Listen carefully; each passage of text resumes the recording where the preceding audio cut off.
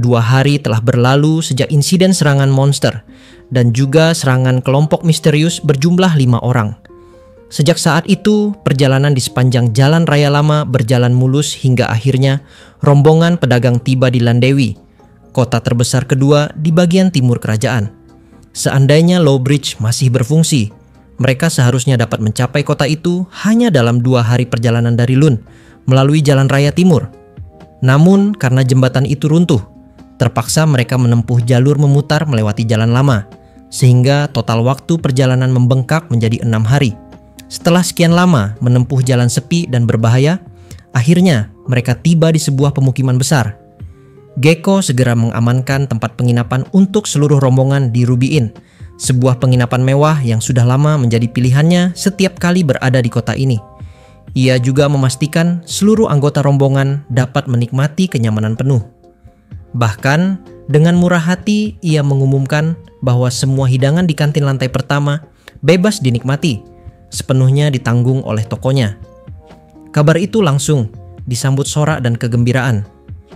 Rio bersama anggota Switchback tidak dapat menyembunyikan antusiasme mereka, seolah beban berat perjalanan yang penuh bahaya mendadak terasa terangkat. Perjalanan menuju Aberdeen sejatinya direncanakan berlangsung tanpa henti, hanya berhenti sebatas untuk beristirahat dan memulihkan tenaga. Tidak ada rencana singgah untuk berdagang ataupun mengadakan pertemuan bisnis di kota-kota sepanjang rute. Tujuan utama mereka hanyalah satu, mengantarkan barang bawaan dalam gerobak secepat mungkin ke Aberdeen. Karena alasan inilah, sejak awal Gekko telah menegaskan bahwa setiap kali mereka memasuki kota besar di sepanjang perjalanan, waktu singgah hanya akan terbatas pada 1 malam saja. Bagi Rio, semua tempat yang mereka lalui adalah pemandangan baru yang belum pernah dilihat sebelumnya. Meski hatinya menginginkan untuk menjelajah dan menyaksikan berbagai keindahan kota, ia sadar betul bahwa ia sedang berada dalam sebuah misi, sebuah pekerjaan yang tidak bisa diabaikan begitu saja. Maka ia menahan diri, bertekad untuk menyimpan keinginan itu hingga perjalanan pulang dari Aberdeen nanti. Namun tidak semua orang dalam rombongan memiliki kesabaran yang sama. Rah, sang pendekar pedang peringkat C, dengan polosnya mencoba menyelinap keluar dari penginapan. Sayangnya, ulahnya segera diketahui Su, sang pengintai yang selalu awas. Dengan tanpa kompromi, Su menyeret Rah kembali ke kamar penginapan, mengabaikan protes maupun alasan yang mungkin ingin dilontarkannya. Rio sendiri hanya bisa menduga-duga kemana sebenarnya Rah berniat pergi. Namun kelak, Rah akan menyadari bahwa tindakan keras Su saat itu adalah sesuatu yang patut ia syukuri. Scene pun kini berpindah menuju ke dalam sudut pandang dari musuh baru mereka. Di pinggiran kota Landewi, sekelompok 10 orang berpakaian hitam berkumpul dalam bayang-bayang malam. Di antara mereka, seorang lelaki bernama Shervy menerima sebuah surat yang diserahkan dengan penuh hormat oleh bawahannya. Saat matanya menelusuri isi pesan, wajahnya langsung mengeras. Surat itu adalah perintah mendesak dari markas pusat. Mereka diperintahkan untuk mengubah target ketiga, menghabisi seorang pedagang bernama Gekko selama ia menginap di Ruby Inn. Segala cara diizinkan tanpa batasan. Sementara itu, penghancuran distrik bangsawan diturunkan menjadi prioritas keempat. Tugas yang bisa dikerjakan unit manapun, asalkan mereka telah menyelesaikan target sebelumnya.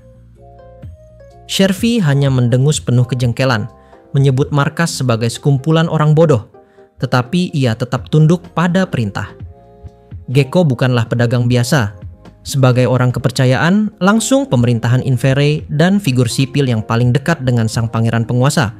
Wajahnya telah lama dihafalkan oleh para pemburu bayangan yang menargetkan pilar-pilar kekuasaan setiap negeri. Tengah malam, tepat pukul 2:30, Rio terbangun mendadak ketika dentuman keras mengguncang bangunan.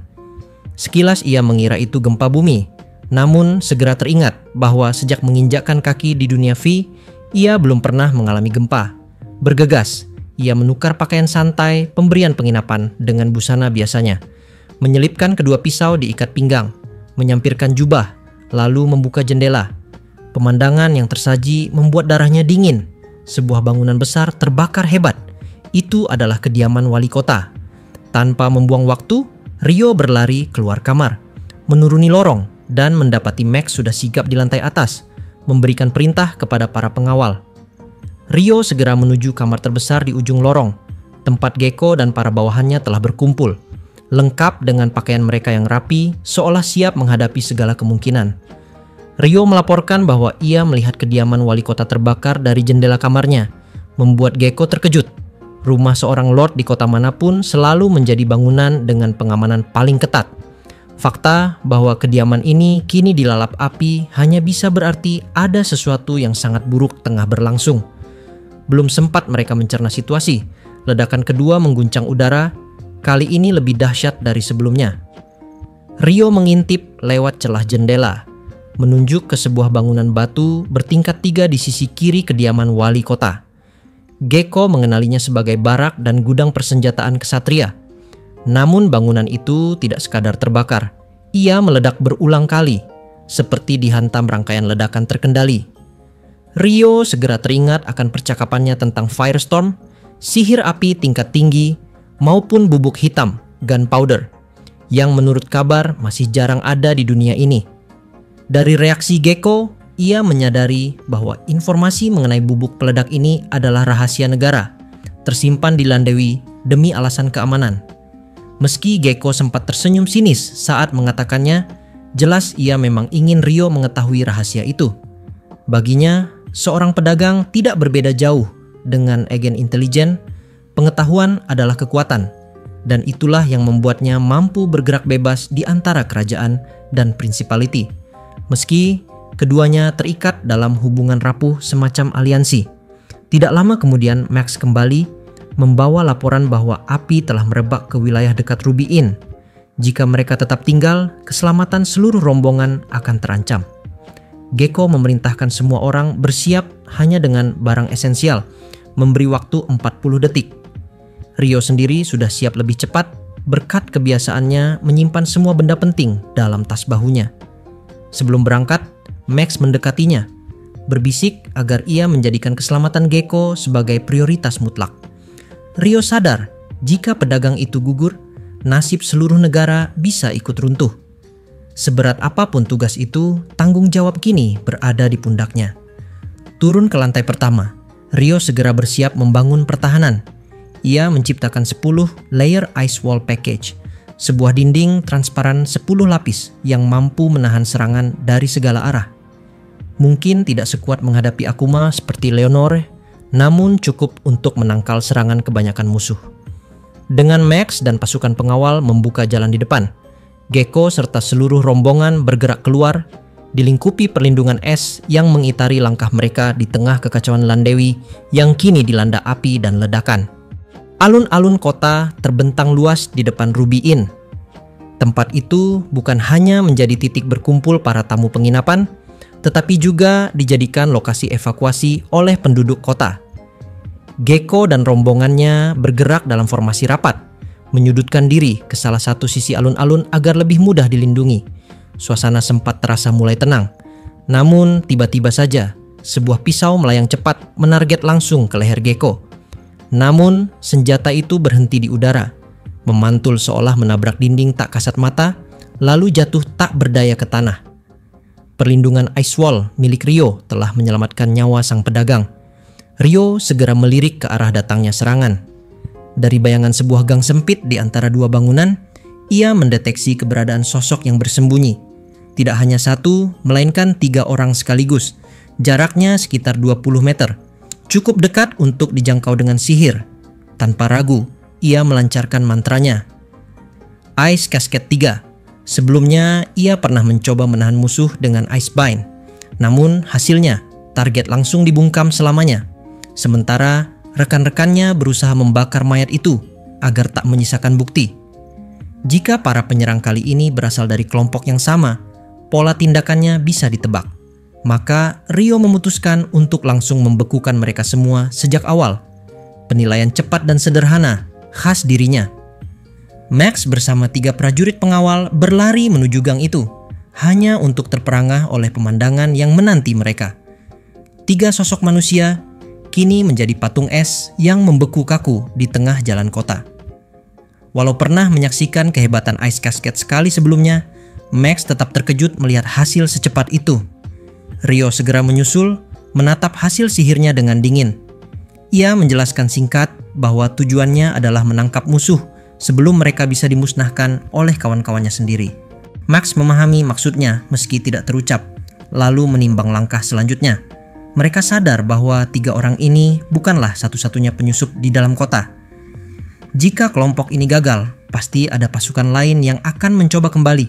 Namun dengan kondisi tubuh mereka kini terperangkap dalam es pekat, tak ada yang bisa diinterogasi untuk memperoleh jawaban. Max sempat berpendapat agar mereka ditinggalkan dulu. Toh, para musuh sebelumnya pun tak mampu menembus kekuatan sihir Rio. Mereka bisa mengambilnya kembali setelah situasi mereda. Rio hanya tersenyum tipis, senyum yang kontras dengan kalimatnya sendiri. Jika para musuh benar-benar datang untuk menyelamatkan rekan-rekan yang terperangkap, maka itu justru akan menjadi peluang. Ia akan menunggu mereka dan membekukan siapapun yang berani muncul berikutnya. Nah, di sisi lain, karena tujuan keempat mereka, yaitu menghancurkan distrik para bangsawan, dianggap sudah cukup. Shervy memperkirakan separuh target telah dilenyapkan. Namun sesuatu membuatnya gusar. Ia baru menyadari ada 3 orang bawahannya yang hilang. Dengan wajah tegang ia bertanya pada kapten unit pertama di dekatnya. Jawabannya mengejutkan. Unit ketiga sama sekali belum kembali. Shervy berkata di dalam hati, membunuh seorang pedagang seharusnya bukan perkara sulit. Namun kenyataannya tidak ada satupun dari unit itu yang kembali. Sebuah kemungkinan mencuat bahwa di pihak lawan ada seseorang dengan kekuatan yang tidak wajar. Ia mendengus kesal, menyalahkan keputusan mendadak dari markas besar yang mengubah target operasi. Namun setelah melontarkan makian panjang dalam hati, ia menenangkan diri. Yang bisa dilakukan saat ini hanyalah memeriksa keadaan di sekitar Gekko. Di momen itulah, pemandangan aneh menantinya di salah satu jalan yang mengarah ke alun-alun. 3 prisma es berbentuk segi 4 berdiri tegak, dan di dalamnya terlihat jelas para bawahannya yang terperangkap. Shervy tertegun. Ia pernah mendengar bahwa sama seperti penyihir api yang tak bisa membakar tubuh lawan dari dalam, penyihir air pun mustahil membekukan seseorang sepenuhnya. Namun yang ia saksikan kini jelas membantah anggapan itu. Apakah ini hasil dari artefak langka yang luar biasa kuat? Ia tahu bahwa menembus lapisan es semacam itu bukan hal mudah. Tetapi ia juga tak mungkin membiarkan rekan-rekannya begitu saja. Dari jarak aman, Shervy tetap bersembunyi, memanfaatkan kekacauan di kota sebagai selubung. Belum sempat ia menentukan langkah selanjutnya, sorak-sorai terdengar dari arah gerbang kota. Rupanya wakil komandan pasukan kesatria telah kembali. Shervy menyeringai tipis, lalu memilih mundur bersama 6 pengikut yang masih bersamanya. Tak lama kemudian, sekitar 40 kesatria tiba di alun-alun tempat Gekko dan rombongannya berlindung. Pemimpin mereka memperkenalkan seorang pria berpengaruh, Yang Mulia Balduin, wakil komandan Ordok Satria Landewi. Ia datang dengan tujuan mengambil alih penyelidikan. Gekko diminta menyerahkan para tersangka yang telah ditangkap. Max hampir meledak oleh emosi, namun Gekko menahannya dengan sebuah isyarat tangan. Dengan ketenangan khas seorang pedagang besar, Gekko menanggapi permintaan itu. Ia menawarkan diri untuk mengantar Balduin ke tempat para tersangka dibekukan, ditemani Max dan Rio. Rio berhati-hati melapisi tubuh Gekko dengan ice armor. Pertahanannya memang tak sekuat ice wall, namun cukup untuk menangkal serangan ringan seperti pisau lempar. Sesampainya di gang, mereka memperlihatkan 3 pilar es yang menyimpan para penyerang. Balduin dan para ksatria tercengang melihatnya. Gekko menjelaskan bahwa salah satu pengawalnya telah menangkap mereka dengan cara itu. Setelah mendapat izin dari Balduin, Rio melepaskan mantra. Es itu lenyap, tubuh para penyerang roboh ke tanah.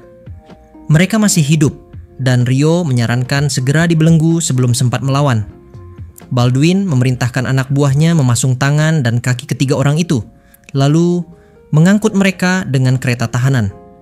Sebelum beranjak, Balduin menanyakan rencana keberangkatan Gekko. Dengan suara tegas, pedagang itu menjawab bahwa ia akan meninggalkan kota esok pagi. Balduin pun mengingatkan agar berhati-hati, lalu bergegas menuju markas ksatria mereka yang telah hancur dilalap api. Max yang masih diselimuti kemarahan tak bisa menahan diri dan mempertanyakan alasan Gekko menyerahkan tersangka begitu saja. Namun, Gecko menjawab dengan dingin, menekankan bahwa keselamatan rombongan adalah prioritas utama, kemudian baru perdagangan, dan sisanya menyusul setelah itu.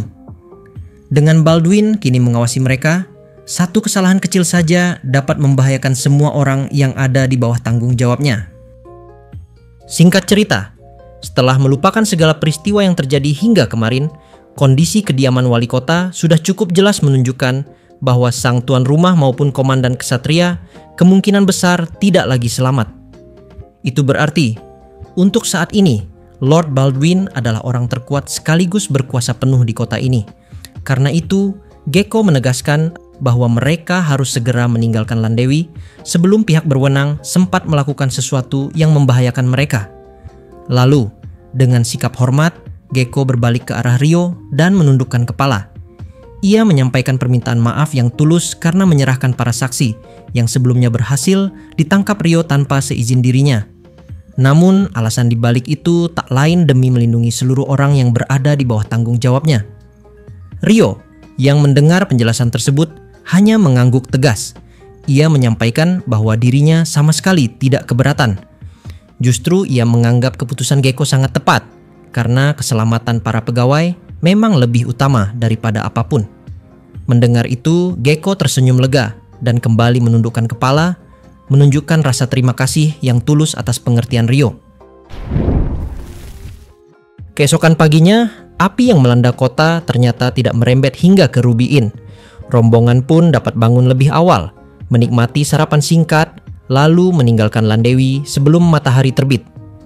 Rah, dengan wajah serius, seolah sedang membentangkan peta dalam benaknya, menghitung rute perjalanan mereka. 3 hari ke depan, mereka akan tiba di Halwil. Lalu 3 hari berikutnya mencapai Red Post, kota perbatasan negara. Rio hanya menanggapi dengan nada ringan.